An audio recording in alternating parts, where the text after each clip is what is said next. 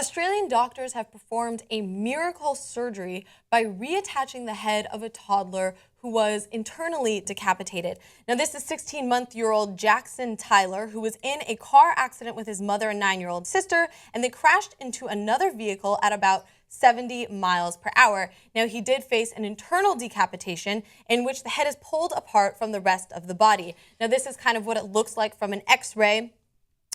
And as you can see, the head was detached from the vertebrae. And Australia's godfather of spinal surgery, they call him, Dr. Joff Askin, led this operation.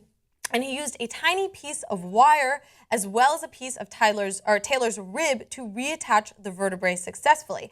Now, the operation only took 6 hours, which to me is extremely short for attaching a person's head. This is Taylor after the surgery. As you can see, he'll be wearing a halo to keep everything together for the next 8 weeks, but then he'll be expected to lead a healthy life after that.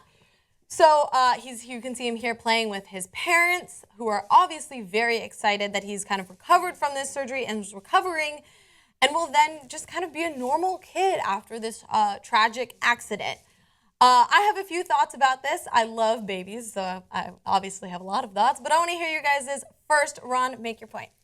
I mean, it's hard to just not be really uplifted by a story like this. I mean, it's incredible, and you know, it's one of those things like, in medicine, we've done so many incredible things, and this is one of those incredible things. We still have a long way to go. We're still holding out for that cancer cure. We're still holding out for a cure for the common cold.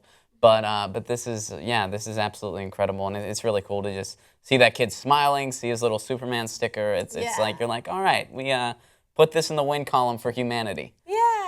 That's right, the win column for humanity. I feel that that's a really good point because too often we focus on all of the problems in the world, but this is a really great thing. This is pretty amazing. It actually makes me feel pretty crummy about what I'm getting done in a day. You know, I'm not, I'm like complaining about having to go. I was like, oh, I've got to go mail that letter. You know what I mean? There are people out there doing really amazing, incredible things to help other people. It's awesome. No, I think that's a great point. And I want to go back to something that you said, because we do focus a lot on the negatives, especially when it comes to medicine.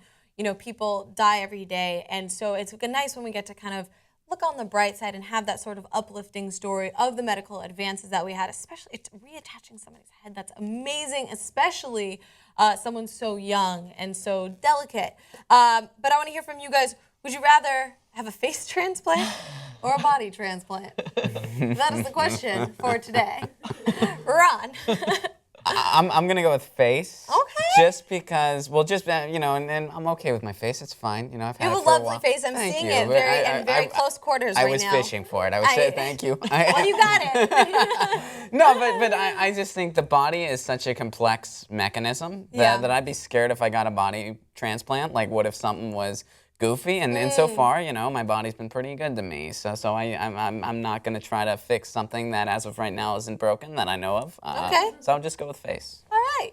Inessa, what about you? Well, I'm going the other way. I learned my lesson from the movie Face Off. So I'd be concerned. I'm going to go with body because honestly, who wouldn't want to be a woman with a face that looks exactly like Jay Leno?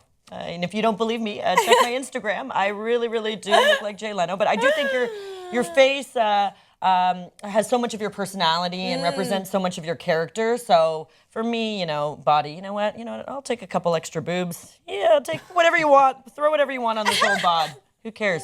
The face, I want my face. Yeah, I'm with you. I think because I look at my face every day, so I'm used to what it is. And so I would like to keep that. But Giselle, if you're looking to give up your body, I will take it.